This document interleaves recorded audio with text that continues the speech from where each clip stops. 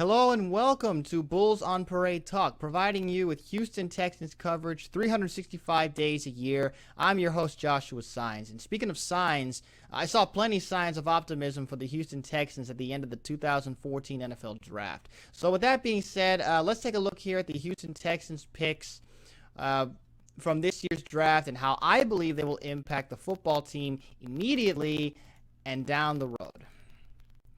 We start with the first round, where the Texans held the number 1 overall pick. So after all the months of speculation of who we would be taking, whether it be Khalil Mack, Jadeveon Clowney, or a quarterback like Johnny Manziel, Blake Bortles, Teddy Bridgewater, or if we would even keep the number 1 overall pick. At around 7:15 Central Time, Roger Goodell took the stage after the Texans turned in the card, and lo and behold, the Houston Texans selected Jadeveon Clowney. No surprise here. He was the most talented prospect in this draft class by far and will definitely make a big impact on that defensive line, I believe. Whether he has his hand in the ground or standing up, as previously stated, he would be used in the Texans defense. Romeo Crennel will certainly get the most out of him and put him in great position to succeed. Moving on to the second round, where a majority of Houston believed the Texans would target a quarterback with a 33rd overall pick. The Texans decided to strengthen their offensive line by drafting an offensive guard from UCLA, Xavier Su'a-Filo. The guy played both guard and tackle in college, but is definitely more suited as a left offensive guard. He could definitely be a day one starter and help bolster the interior of the offensive line. So the question now becomes, will the Texans take a quarterback with the top pick in the third round? Well, offense was definitely addressed, but rather than take a quarterback, they decided to draft a rather large offensive weapon to help said quarterback. They drafted a 6'5", 265-pound tight end out of Iowa, C.J. Fedorovich. You know, every time I watch Bill O'Brien's offense on tape, he loves the two tight end personnel. You know, the most obvious evidence has been the pairing of Aaron Hernandez and Rob Gronkowski a few years ago with the New England Patriots. So now we have a solid, competitive blocker for the run game, as well as a sure-handed pass catcher. So I would not be surprised if he was used as the primary tight end, you know, the guy that's lettered as the Y tight end, Y slot guy, with Garrett Graham, who we recently re-signed, playing the second tight end, or an H guy, or an H slot guy as it's called in formations. Later in the third round, the Texans decided to make a trade with the Philadelphia Eagles to get the 83rd overall pick, and with this pick, they selected Louis Nix, the defensive tackle out of Notre Dame.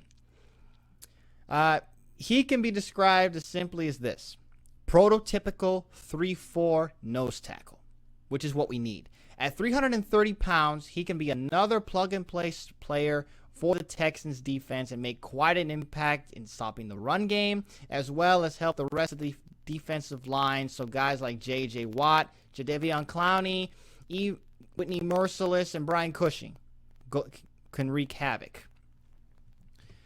In the fourth round, the Texans had one of 3 compensatory draft picks and used the 135th overall pick on a quarterback. The Houston Texans selected young Tom Savage out of Pittsburgh. He's got a good arm, got good size. Only thing is, he's rather inconsistent in the pocket. But, you know, the talent is definitely there. It's simply a matter of harnessing that talent, and Bill O'Brien apparently thinks he can do it. So Bill O'Brien promised they'd draft a quarterback, and there he is. So, you know, without a pick in the fifth round,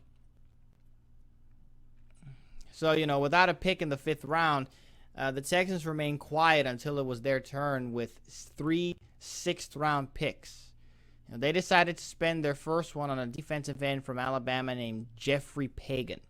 At 6'3", 310 pounds, he definitely looks the part in terms of size and strength. However, he has tight hips and is raw in terms of pass rushing, considering, of course, he's only had 1 full year of starting. but his potential did not stop the Texans from taking him. For the moment, he might be able to see action on special teams while learning to be more fluid as a pass rusher. Who better to show him than our defensive line coach, Bill Collar, a well-respected defensive coach. We now come to the second sixth-round pick, 181st overall, that we originally acquired from the Oakland Raiders in the Matt Schaub trade. With this pick, they addressed the lack of depth at running back by selecting Alfred Blue, a running back out of LSU. He ran a 4.63 at the combine, which is pretty fast for a running back of his size. He's 6'2", 223 pounds. And, he has second-round talent, and the reason that he probably dropped this far is due to nagging injuries and the fact that running backs at LSU, such as a Jeremy Hill, were taking carries away from him. But, if he can stay healthy, I can definitely see him being a very good power back for the Texans in the future. And the backfield help didn't stop there. They used the last sixth-round selection we had, the 211th overall pick, on a fullback from Auburn University, Jay Prosch. When I look at him at Auburn, he was occasionally given a carry or two, like in short yardage situations and such, but he was mainly used as a blocking back. I can definitely see him being used in short yardage packages as a lead blocker for Arian Foster, or even as an occasional ball carrier. But he can definitely block and finish blocks efficiently. Let's see. The seventh round of the Texans was all about secondary depth. The first pick in the seventh round, the Texans selected Andre Hall, a cornerback from Vanderbilt University. He can play man coverage and has enough speed with a 4.5 40 time at the combine to keep up with most fast receivers. However, due to lack of size and strength, he's got short arms. He's not very tall, not very strong. He'll definitely have a disadvantage when he has to cover bigger, more physical receivers in the NFL, and there's a lot of them out there. But with the kickoff experience that he has, that might be where we might see him, if not as a fourth or fifth corner, say in maybe nickel or dime packages. Finally, the Texans held the final pick in the draft, where the player is traditionally nicknamed Mr. Irrelevant. They picked up a free safety from the University of Memphis, Lonnie Ballantyne. All I got from him was, at his pro day, he recorded hand time 40 times of 4.39 and 4.45, along with a 38-inch vertical. He played 4 years in college, but if you look at him carefully, he's still relatively young to the position. So the best I could say for him is maybe a backup or return kicks. Considering the speed that he has, no doubt about it. So there you go, guys. Overall, I thought it was a very solid draft for Houston. We got plenty of talented players that can definitely start immediately, day one. I'm really looking forward to the undrafted free agents we bring in, as well as training camp, and all that is going underway right now. I'll definitely be providing as many updates as possible regarding all of that. I'm hoping to attend also an open practice once training camp schedule is released. That'll definitely be a lot of fun watching those guys practice live, something I've never done before.